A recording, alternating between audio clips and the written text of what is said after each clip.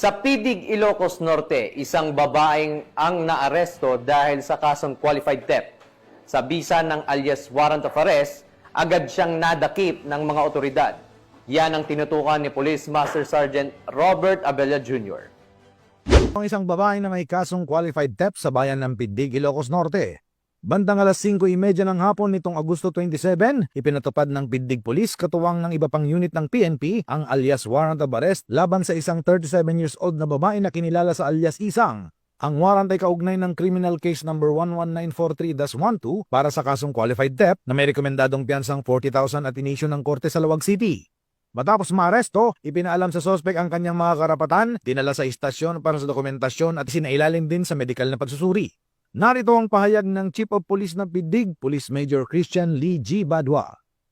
Noong August 27, 2025, nakakuha tayo ng information sa tulong ng ating mga Intel Tracker team na itong isang babae na galing ng Maynila ay umuwi upang mag-attend ng burol ng kanyang isang kamag-anak.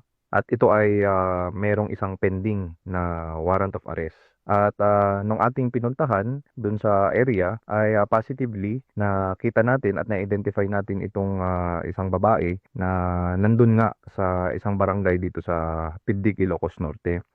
At atin ngang in-implement ang warrant of arrest sa pamamagitan ng paggamit din ng ating mga body-worn cameras.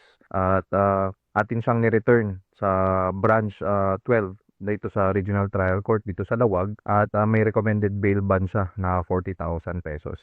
Napag-alaman namin na ang kaso ay nag-ugat sa isang trabaho niya noon dito sa Lawag wherein siya ay na-i-complain sa pagnanakaw ng cellphone sa kanyang pinagtatrabahuhan.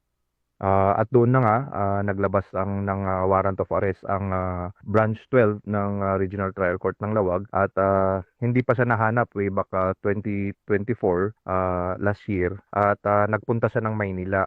Noon nga lang nung umuwi na siya dito, nalaman at natrack siya at doon na natin in-implement ang warrant of arrest. Nasa kustodiya na ngayon ng Pidig Police Station ang suspect para sa kaukulang disposisyon ng korte.